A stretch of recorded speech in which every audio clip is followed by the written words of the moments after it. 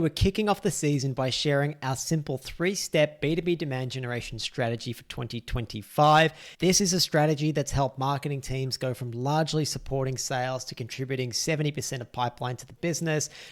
Welcome to the B2B Playbook. We built this channel for small B2B marketing teams who want to drive more revenue for their business.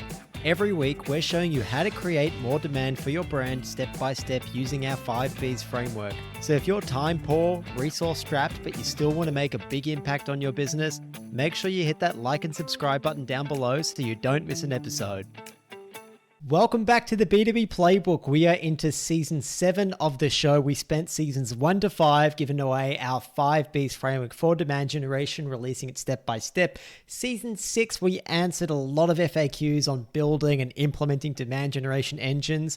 And now we're going to build on that in season 7 by continuing to look at demand generation, but also at how it fits into a wider go-to-market strategy.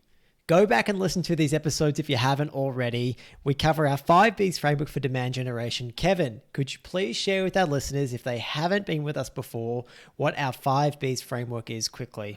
Of course, George. So our 5Bs framework starts with be ready, which means deeply understanding your dream customers. Be helpful. We then talk about how to develop relationships of trust with them, particularly online. And be seen, we then talk about how to amplify those relationships of trust, that content that you've used to build trust and whatever else that you're using, and start to focusing on what really works for you. And be better, we then talk about how to optimize that whole process. And finally, and be the best, we look at the advanced strategies and tactics that the guys at the bigger end of town use that you can apply to your demand generation as well.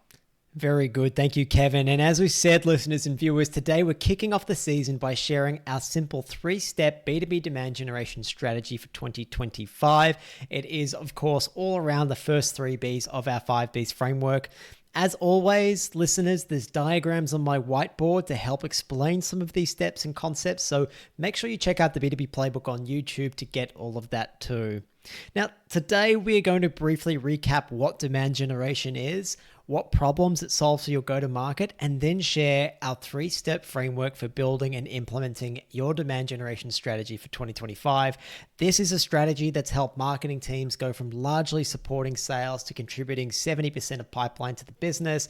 We've used it many times to get some great outcomes, and honestly, it works because it's based on great marketing fundamentals that very few people talk about anymore. So to start, listeners, what is demand generation? Well, demand generation is effectively a go-to-market strategy that builds an intense desire in your dream customers to purchase from your brand. Now, let's break that down a little bit. There's really 3 components to talk about here. First, that it is, in fact, just a go-to-market strategy. But what does that mean? A go-to-market strategy is a step-by-step plan designed to bring a product to market and drive demand. It's a plan that gets your product and brand in front of your dream customers and convinces them to buy from you when they're in market. And we believe that go-to-market strategies should align with business goals. So have those KPIs to measure their success and really be documented so that it's very clear across the whole business, across the whole team of what they are. Kev, demand generation, as we said, it also builds an intense desire in your dream customer. And when we talk about an intense desire, there's really 2 kind of parts to this. So first of all, look, your potential customer, they receive emails, cold calls, ads, people trying to sell them stuff every day. Often people are even trying to sell them things that are actually going to help them and need them, but we still ignore it because we're just so busy. So to build this intense desire in a person to buy from you, you need to first connect the pain that they're feeling to the problem that you help solve and in the way that you solve it. So for example, let's say that your company has a platform that helps hotel managers roster their staff, send them the reminders for their shifts, allows them to swap shifts, and gives them tasks to do on their shifts, etc. Now, potential pains that a hotel manager might feel is staff not showing up to their shifts, there's chasing staff to do their shifts, or staff not completing the tasks that need to be done. Now, there's a number of solutions that could be proposed to fix this one problem. There could, for example, be a staff training program to make sure any knowledge gaps are completed. There could be maybe a staff incentivization or accountability platform, but it's your job to convince those hotel managers that the right solution is your software that does things like enables reminders and helps keep them accountable to make sure that they turn up for their shifts, to make sure that they complete their tasks. And you should also be convincing them that they purchase from you over anyone else. So that's what we need to do, is we need to get them to frame their problem in a way that leads them to your solution, because there's a number of different solutions to any one problem. So that's a very key component there.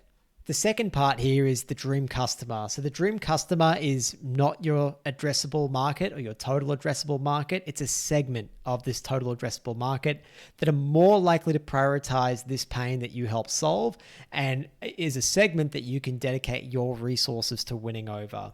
So we're building an intense desire in a select group of people, convincing them that your solution is the right way to solve their problems. And then part 3 of that definition is, well, eventually we want these dream customers to purchase from you. So as we mentioned, they need to want to buy the solution from you over the competition. That means you need to show them that not only do they need to prioritize the problem that you help fix, that you framed so nicely in the previous section, you also need to show that your solution is perfect for them and unmatched by your rivals. And much of this comes down to your positioning, messaging, and how you built your trust with your dream customers earlier in their buying journey. Contrary to popular belief and common practices, it really doesn't happen towards the end when they're already in market to buy. What are the key components of demand generation? Well, demand gen is really split down into 2 key components: creating or shaping demand for your brand, and capturing demand. Capturing demand is all about really targeting those companies that are actively looking for a product or a solution like yours right now.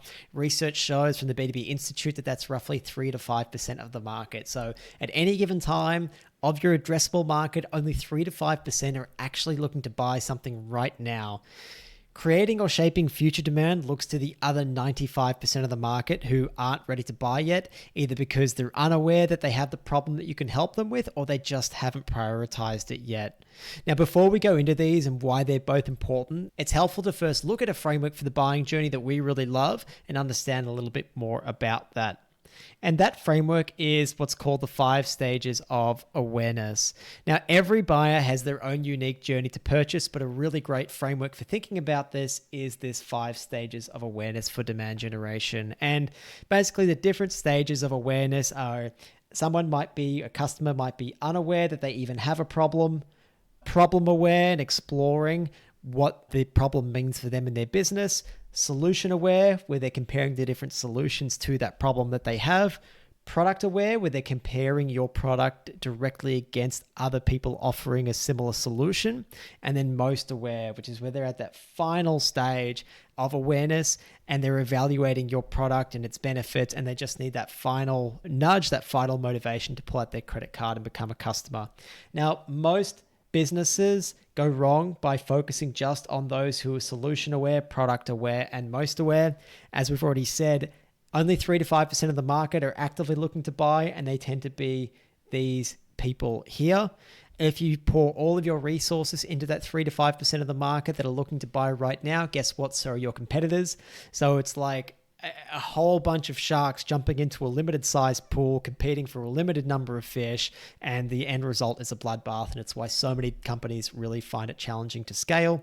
If you really want to scale, what you got to do is you got to target the other 95% of the market, those that are unaware and problem aware, and we need to build trust in them. So once they come in market and they're ready to buy, they choose us over the other brands. And contrary to popular belief, that capturing demand part is really the easier of the two. A lot of us in the demand generation space, in the digital marketing space in general, know inherently how to do that. There's different channels, ads that you can run to capture that part of the market, to do that 5% of the market work. But purely because of that, most of us are playing in that space. It's actually a lot harder to do that work with the other 95% of the market. And that's why it makes it so much more important and so much bigger an opportunity to get in front of them and to build that healthy demand generation engine that should both shape and capture that demand. Absolutely, Kev. You're right. The skill set that most marketers have is around capturing that demand, and it's where marketers are also incentivized to play. But we know that if you want to get big wins, you've got to go into that future market, those that 95% who are out of market. And again, this little image that we have on our whiteboard right now, it's just an image based on the research from the B2B Institute, which just validates that 5% of current buyers are in market and 95% of future buyers are out of market. And you combine that, Kevin, with research from Bain & Company, which show that 8 out of 10 companies have said that they would not buy from you if they have not heard about you before day one of searching for a solution to their problem. So if I am looking for design agencies and I decide today, Kevin, you know what, we need a design agency, and I just go to Google, chances are I'm not going to buy from anyone that I just see for the first time on Google then. There's probably a range of companies that I've dealt with in the past or I've seen advertising from, or maybe colleagues have shared examples of their work before. Chances are they're the ones that are top of mind, and I'm probably going to put them on my short list. So that actually means that if 80% are not going to consider you unless they've heard about you before, that means that only 20% will. And so when you stack that on top of the idea that only 5% of your market are in market actively looking to buy, the numbers just go down and down and down. So let's say, for simplicity's sake, you have 100 companies that you're targeting. The 95-5 rule says only 5% of those are looking to buy right now.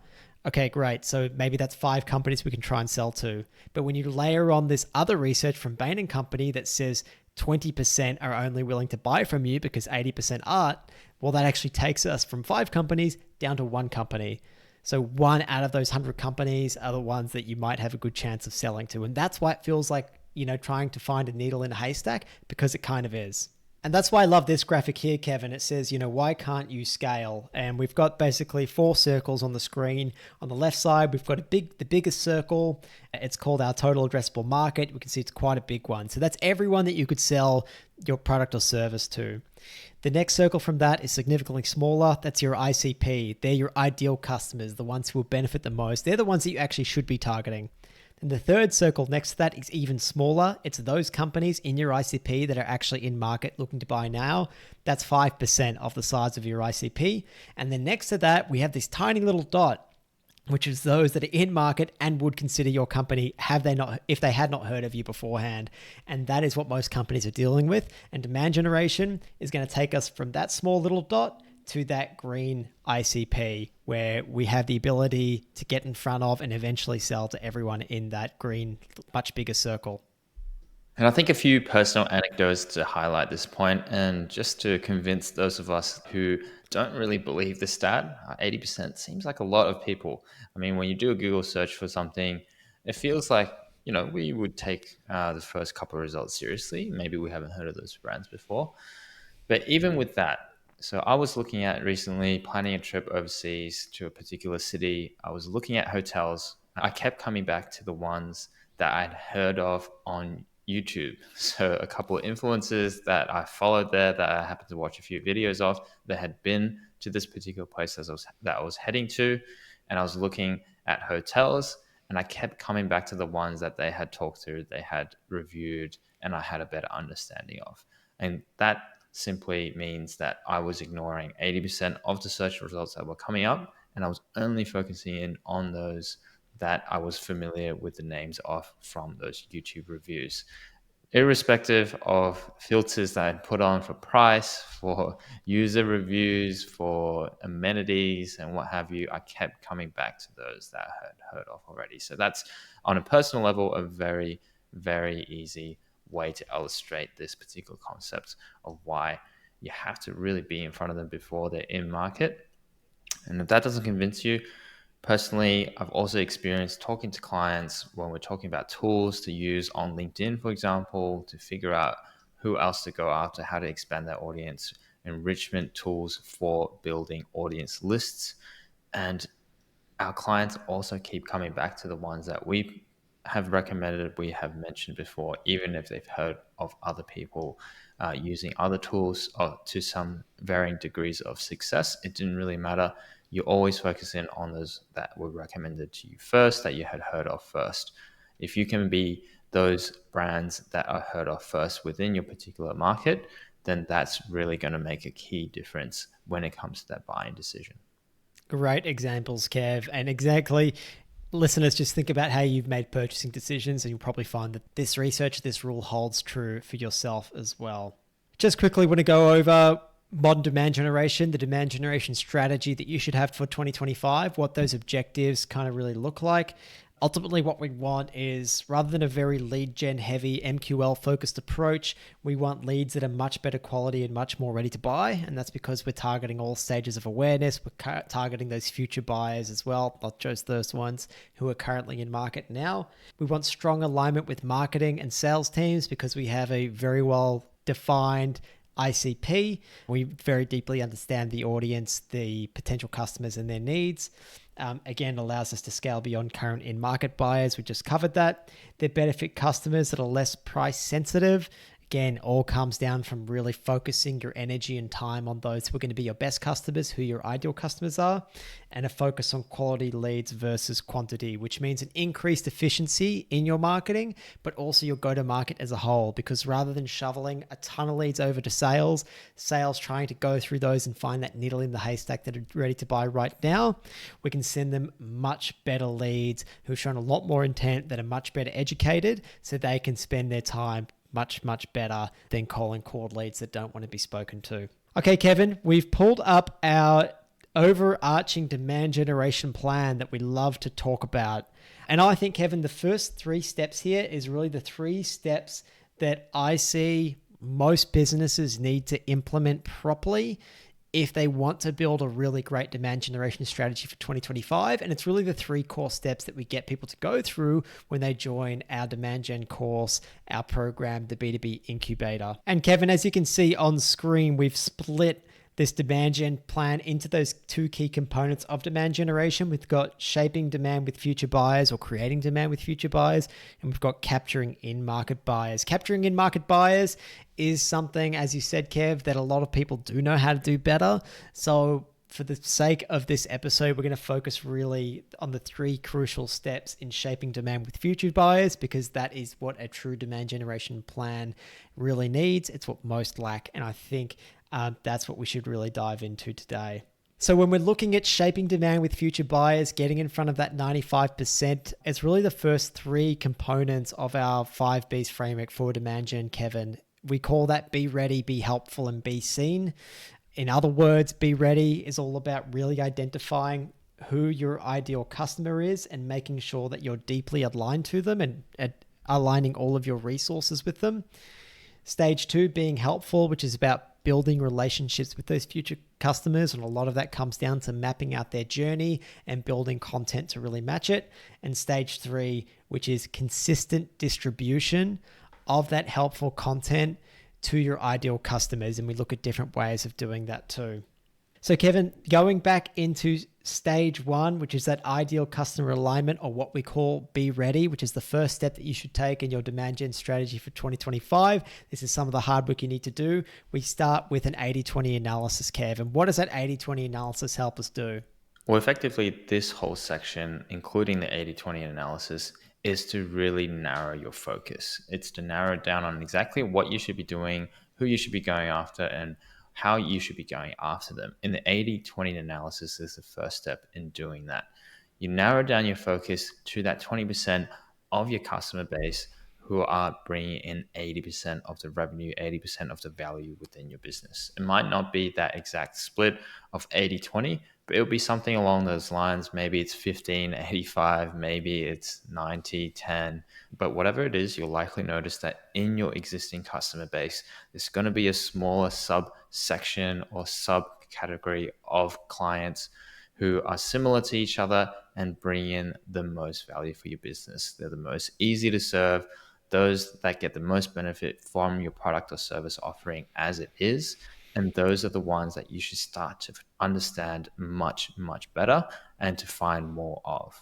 And that's what the 80-20 analysis helps you do. So, Kev, applying that to our own business, I mean, we found that, it's mostly B2B marketing managers and demand generation marketers that we speak to the best, that get the most out of our resources. And so our 80/20 analysis tells us to focus on companies that have those job titles in them. So that's an example of how we've applied that to ourselves. And that's something that we check really every quarter to see if that's changing. Are they still our best customers? Do we serve them better than anyone else? And if that's the case, then that's how we should keep marketing the business. Once you identify who those best customers are, Kev, it all comes down to trying to understand them and their pain points as deeply as possible and understanding why you're such a great fit for them. And Kev, what is the best way to understand that information? Well, you've just circled there, George, customer interviews, and there's nothing better than getting information from the horse's mouth. You have to talk to your customers, and specifically, you have to talk to your dream customers that you just identified in your 80/20 analysis. You can do that conversation with the sales team who might have that direct contact with your customers. You can have that information secondhand from interviews or calls that they may have from your dream customers, but there's really no substitute from talking to them yourself. There's going to be gaps in those calls, in those conversations with sales that you really need to find out for yourself, because importantly, you need to have the understanding to a level where you have the language of the dream customers that you want to get. You need to have that from the horse's mouth. You have to have those quotes and the language to be able to then do that next step, which is positioning and messaging. Those customer interviews also tell you what educational gaps exist between someone being a prospect to a paying customer. So what did their buying journey look like? What information did they need at each stage of that buying journey? And it's not a linear journey, but it's still helpful to think about what questions they have, throughout a framework like the 5 stages of awareness. So then when we go into stage 2 and we go about creating helpful content, it's based on real insights. It's not guesses, it's real, genuine insights. So that's why customer interviews are so important. And then, Kev, that takes us to really part 3 of stage 1 of this framework, which is all around making sure that your positioning and your messaging of your business are updated to reflect your new best customers and all the things that you know about them from your customer interviews. So that comes down to really highlighting what the key pains are, what the key benefits are, why you're a great fit for them, and doing it in language that they use, that they understand. And that's a big step that we see businesses miss. And so many businesses, Kevin, that we deal with are really afraid to reposition the business to tackle a segment of the market because they say, oh, we're going to, isolate ourselves from the rest of our customer base. But the reality is they never get much efficiency in their go-to-market because they're spreading their resources really thin. They're saying a whole lot of stuff to no one in particular, and they don't get that cut through. So if you want that cut through, if you want people to listen, if you want them to pay attention, if they want to see you as an obvious choice to their problem, you have to update your positioning and your messaging. This is becoming increasingly important. We all know that the cost of paid advertising online is getting more and more expensive over time. We know that even doing things like content well is getting more and more difficult with the plethora of information and content out there now that AI tools are sort of taking over a lot of the content production. Positioning and messaging and having that cut through based on firsthand information, based on firsthand experience and expertise is just so important. And so that positioning and messaging piece to reflect all the information and to narrow down into the segment that's relevant to your business is just getting more and more important. And then once we have this great understanding, Kevin, of our ideal customers, what's important to them, why they choose us over our competition, we want to document all of this information. So document this for each key member in your buying committee as part of an ICP document. And that's a resource that you can actually share with your team. So everyone is really aligned from sales, marketing, customer success. Who are our ideal customers? Why do they love us? What's important to them? And how do we help them solve their really big challenges? That's something that's really important to be documented. It's surprising how much we forget as soon as we do some of this work and the legwork in getting that information from ideal customers. But to help with that, document the ICPs really goes a long way towards retaining that information and also clarifying the thought behind it and to see patterns. But also importantly, when you come back to do this the next year or the next quarter even, you have something that you can update very quickly. You have something that you can go to much easier than if you were starting from scratch.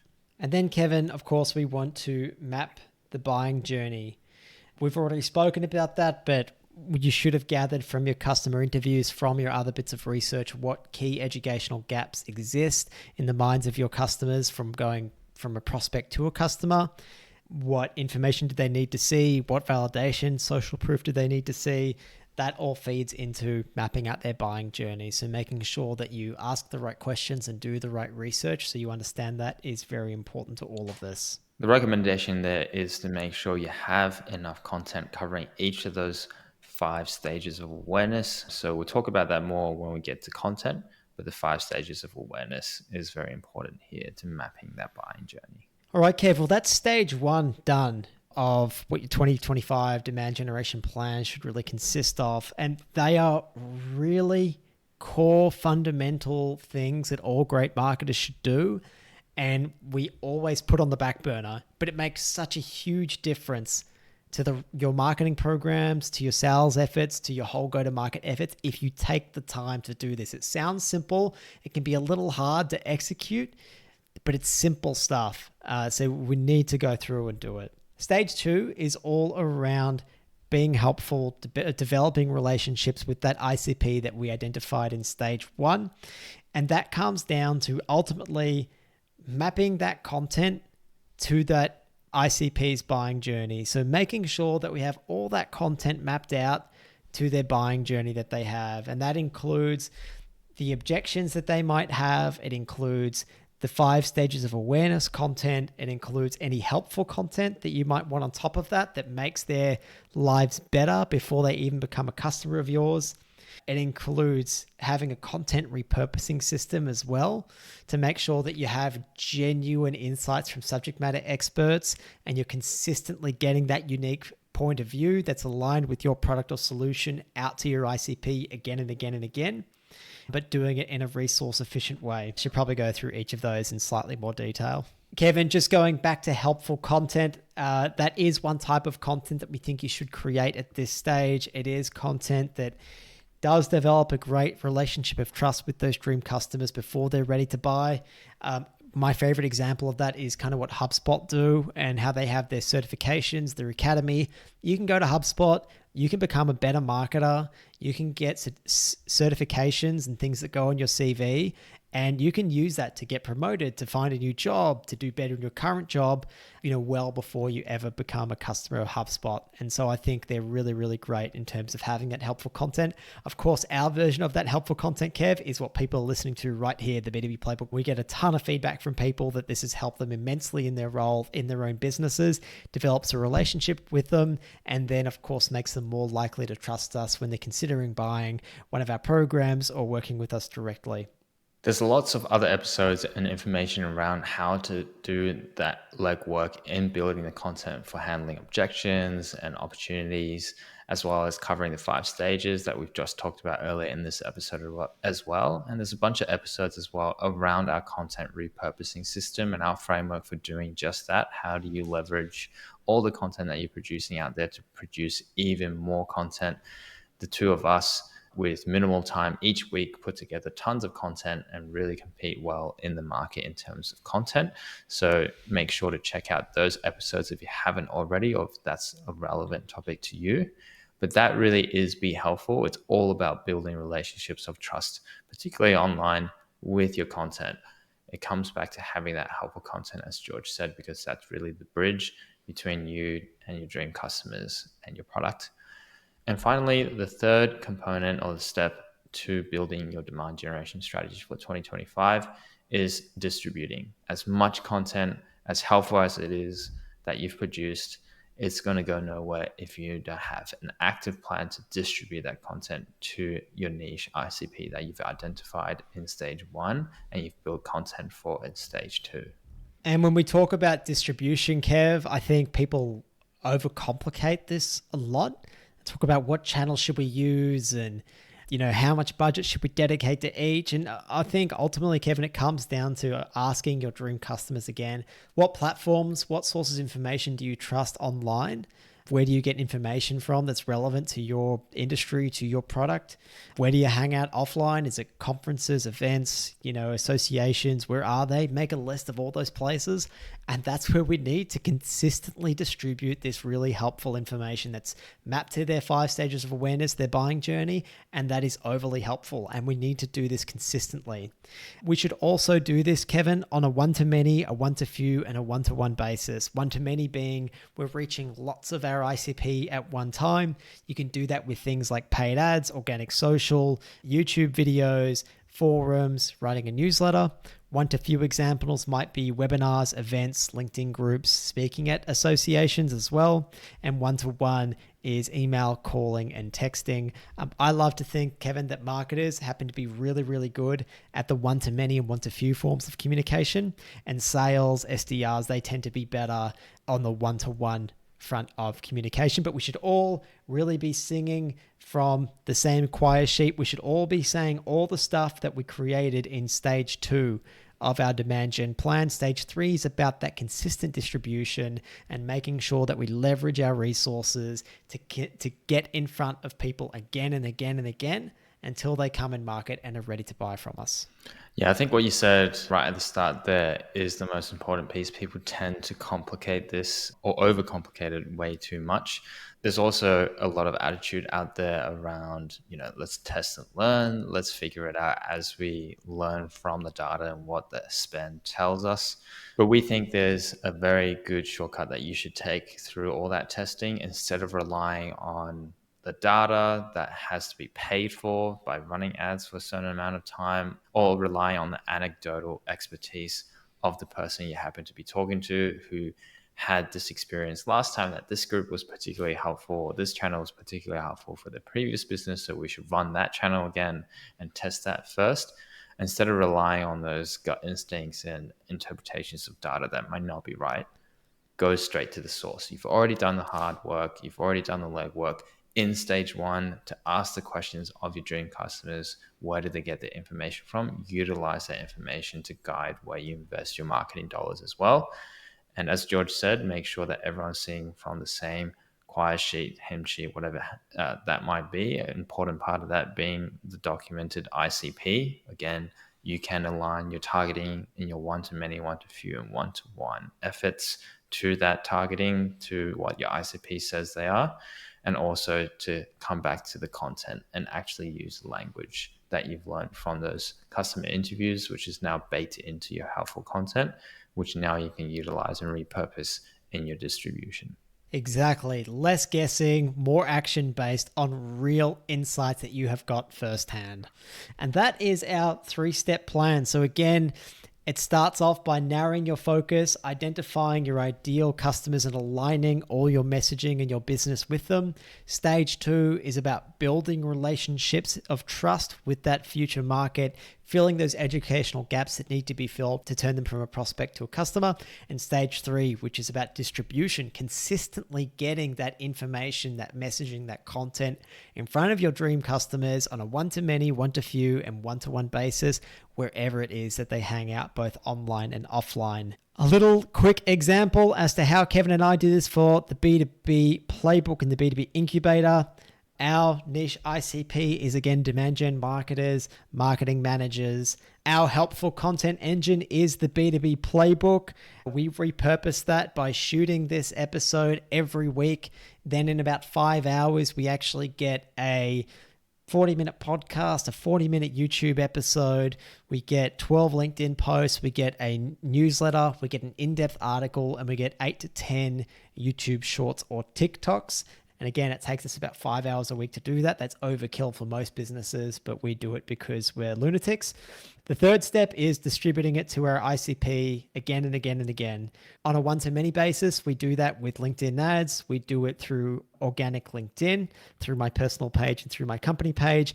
We also do it through YouTube and our newsletter. And of course, actually, Kevin, we do that through organic search too, because we bring in a fair bit of volume through our article down, which is great.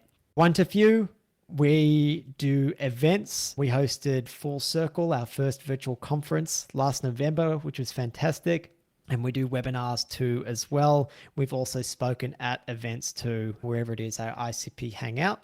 And then one-to-one, we of course email and call those who are expressing interest or are more likely to be in market for our products and services. And we just do that consistently, Kevin, because we've got to be top of mind, ready and waiting for when people are ready to buy.